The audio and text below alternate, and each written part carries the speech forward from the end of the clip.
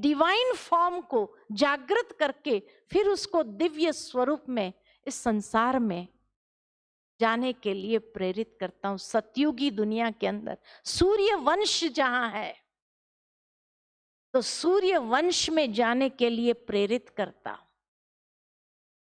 नारायण के साथ हमेशा एक शब्द जुड़ता है, सूर्य नारायण या सत्य नारायण। क्यों सूर्य नारायण सत्य नारायण कहा? क्योंकि सतयुग को, जो कल्प की आदि है, सतयुग को सत्यता का युग, जिसको सूर्य के साथ कंपेयर किया, सूर्य वंश, तो इसीलिए नारायण सतयुग के महाराजा है और सूर्यवंशी है, तभी सूर्य नारायण कहा, सत्य नारायण कहा। लेकिन श्री राम को क्या कहा? श्री रामचंद्र, श्री रामचंद्र। किसी भाई ने मेरे साथ में उस दिन चर्चा की कि श्री राम सूर्यवंशी है, श्री राम के पूर्वज सूर्यवंशी, जो सूर्य का तिलक लगाते थे। लेकिन श्री राम ने कभी सूर्य का तिलक नहीं लगाया और उसके नाम के साथ जुड़ा श्री रामचंद्र। सूर्य राम नहीं कहा गया। ये बातों के पीछे भी रहस्य है, लेकिन हमें किसी ने समझाया नहीं, और जो हमें समझाया गया वही हम उच्चारण करते रहे। हमने कभी प्रत्यक्ष प्रमाण मांगा नहीं, क्योंकि लोगों ने यही कह दिया, अगर प्रत्यक्ष प्रमाण मांगा तो संशय बुद्धि विनश्यन्ति, यही कह दिया। इसलिए डर लगा संशय करने में भी। लेकिन जब रामचंद्र कहा, सूर्य राम क्यों नहीं कहा? सूर्यवंशी की संतान सूर्यवंशी है, इसीलिए कहा श्री राम के पूर्वज सूर्यवंशी थे। लेकिन जहां से श्री राम आए वहां से चंद्र वंश आरंभ हो गया, इसीलिए श्री राम को त्रेता युग में दिखाया गया है, उसको सतयुग में नहीं दिखाया गया है। त्रेता युग वहां से शुरू हो गया, इसीलिए उसने सूर्य का तिलक नहीं लगाया। उसके पिता ने जब सूर्य का तिलक लगाया तो श्री राम ने क्यों नहीं लगाया? इसलिए राम राज्य कहा। और जिस राम राज्य की कल्पना महात्मा गांधी ने भी किया, उन्होंने सूर्य वंश की कल्पना नहीं किया, क्योंकि सूर्य माना संपूर्ण, हम संपूर्ण तक नहीं पहुंच सकते हैं, लेकिन कम से कम राम राज्य जैसा तो अपना भारत बना सकते हैं, बना सकते हैं। लेकिन हमने कभी राम राज्य जैसे मर्यादा पुरुषोत्तम बनने की प्रेरणा भी नहीं ली उससे। श्री राम जैसे मर्यादा पुरुषोत्तम, वो भी श्रेष्ठ है। मैं ये नहीं कहती हूं वो कोई श्रेष्ठ नहीं है, बहुत ऊंचे हैं, मर्यादा पुरुषोत्तम उसको कहा गया, लेकिन श्री रामचंद्र है। और इसीलिए जहां से वो आए वहां से दूसरा युग, एक पूरा युग उनके सामने है, जिसको आज भी लोग याद करते हैं राम राज्य के रूप में। जहां सुखी थी प्रजा, सुखी था राजा, सुखी था सारा संसार, लेकिन उसको भी, मर्यादा पुरुषोत्तम को भी कई लोगों ने कलंकित कर दिया, एक धोबी की बात को लेकर के कलंकित कर दिया। अरे जिसने कभी दूसरे के तरफ आंख उठा करके नहीं देखा, इतने मर्यादा पुरुषोत्तम थे, इतने ऊंचे थे, तभी तो उसके राज्य की कल्पना मनुष्य करता है। लेकिन आज की दुनिया के लोग जैसी खुद की वृत्ति वैसी दृष्टि से उनको भी देखना शुरू कर दिया। खुद की वृत्ति नेगेटिव है तो श्री राम जैसे मर्यादा पुरुषोत्तम को भी कलंकित कर दिया। इसीलिए कई बार विदेशी लोग हंसते हैं भारत के देवताओं की कहानी को लेकर के, कि एक देव को चोर दिखाया जो मक्खन चोरता रहा, लोगों के वस्त्र चोरता रहा। अब सोचने की बात है कि श्री कृष्ण को वस्त्र चोरी करने की क्या ऐसी घटिया हरकत करने की जरूरत थी क्या? और क्या वो ऐसी हरकत कर सकता? क्या आपका दिल उस बात को स्वीकार करता है? तो विदेशी लोग यही कह करके कन्वर्ट करते रहे भारत के लोगों को, क्या आपका देवताओं में एक देवता चोर है और दूसरा देवता कमजोर है जो अपनी पत्नी को भी नहीं संभाल पाया। कलंकित कर दिया हमने ऐसे दृष्टांत दे करके। अरे जो इतने मर्यादा पुरुषोत्तम जो ब्रह्मा के दिन में पैदा हुए, वो ऐसा सोच भी नहीं सकते, उनके संकल्प में भी ऐसी बात नहीं हो सकती है। इतने मर्यादा पुरुषोत्तम उनके राज्य में लोग ऐसे कैसे हो सकते हैं? जिस राजा की परवरिश में अगर राज्य हो, वहां ऐसे घटिया किस्म के लोग भी हो सकते हैं, हो सकते हैं। आपका विवेक उस बात को स्वीकार करता है? स्वीकार करता है? नहीं बोलेंगे, नहीं बोलेंगे, क्योंकि हमारा विवेक ये बात को स्वीकार नहीं करता है।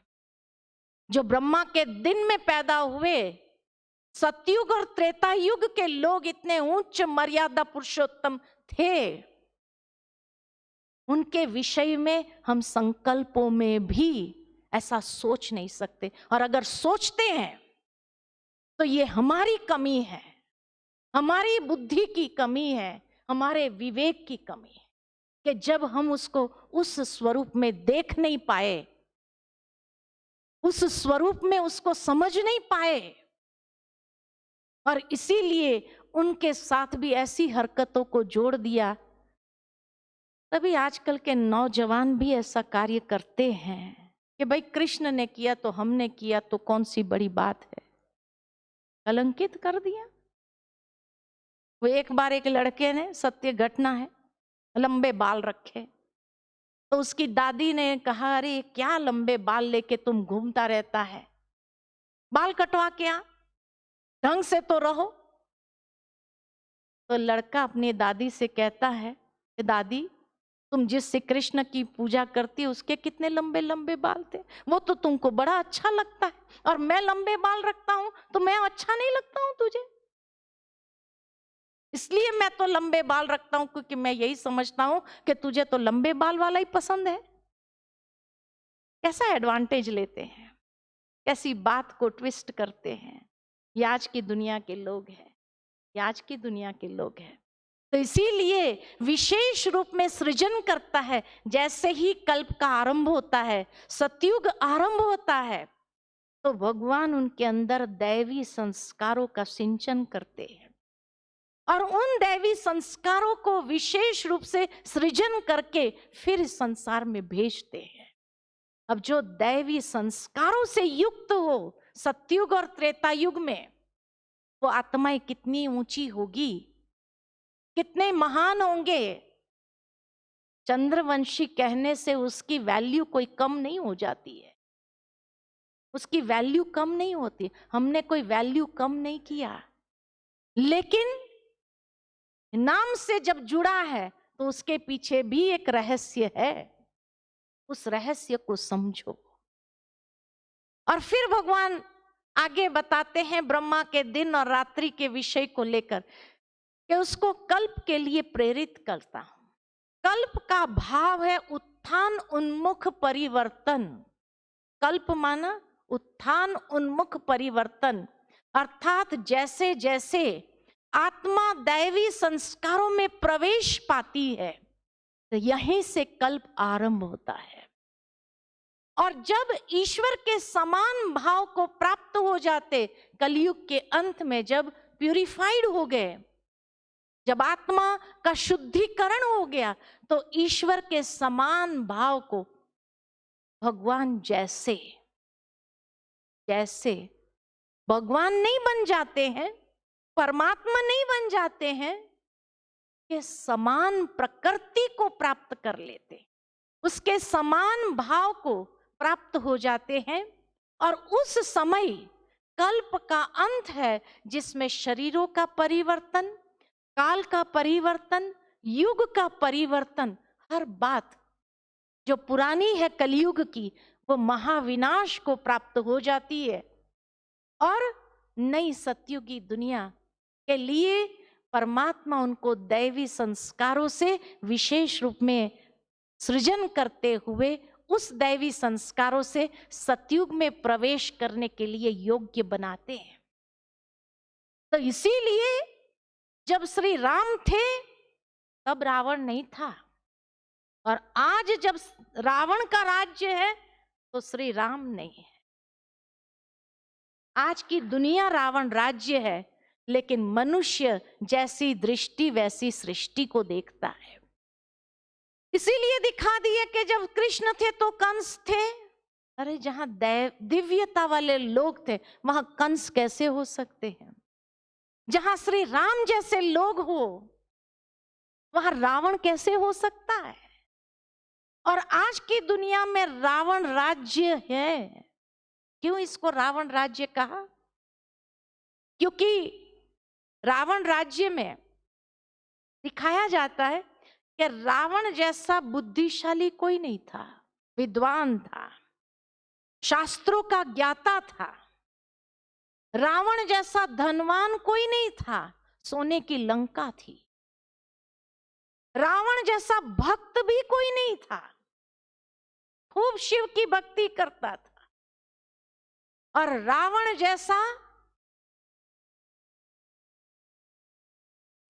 जैसा बुद्धिशाली, भक्ति, धनवान, तो अर्थ, बल, और रावण जैसा शक्तिशाली कोई नहीं था।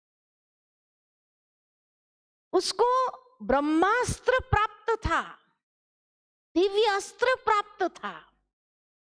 तो जीवन की जो 4 आवश्यकता मानी जाती है, अर्थ, बल, बुद्धि और भक्ति, ये चारों ही रावण के पास थी। लेकिन फिर भी उसका सर्वनाश हुआ। क्यों? क्योंकि 2 बातों की कमजोरी थी उसके जीवन में। और वो 2 बातों की कमजोरी कौन सी थी? अहंकार चरम सीमा पर था और अनैतिकता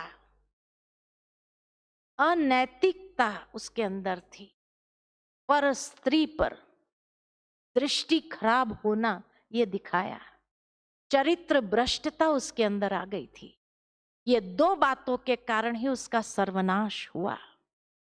नहीं तो आप देखो, शास्त्रों में दिखाया जाता कि रावण की लंका के अंदर प्रकृति के 5 तत्व उसके महल में सेवाधारी के रूप में थे। वायु उसको पंखा देता था, अग्नि उसके लिए खाना पकाता था, इंद्रदेव उसके महल में पानी भरता था।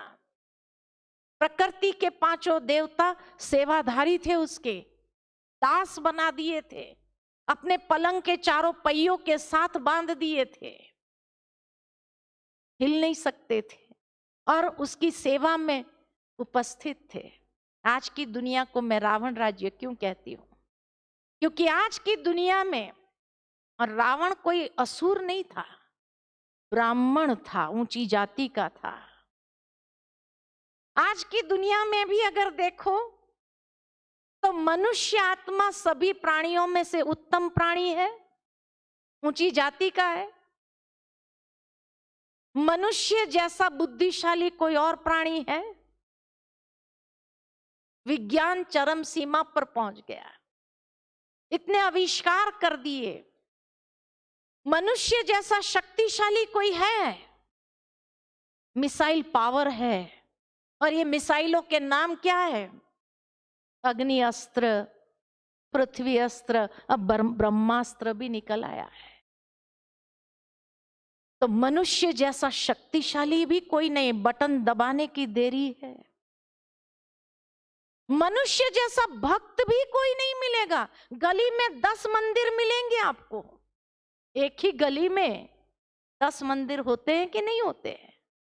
और हर मंदिर के आगे जाकर करता है। मनुष्य जैसा भक्त भी कोई नहीं और मनुष्य जैसा धनवान भी कोई नहीं। रात्रि के समय में अगर फ्लाइट से नीचे शहरों का नजारा देखो तो सोने की लंका जैसे वो ऑरेंज कलर की लाइट होती है और उस ऑरेंज लाइट में जैसे शहर चमक दमक हो रहा है। आज शहरों में ऐसी लाइटिंग होती है कि जैसे जगमगा रहा है पूरा शहर, जगमग तो सोने की लंका जैसा है। लेकिन आज मनुष्य भी किस ओर आगे बढ़ रहे हैं? अपने ही सर्वनाश की ओर।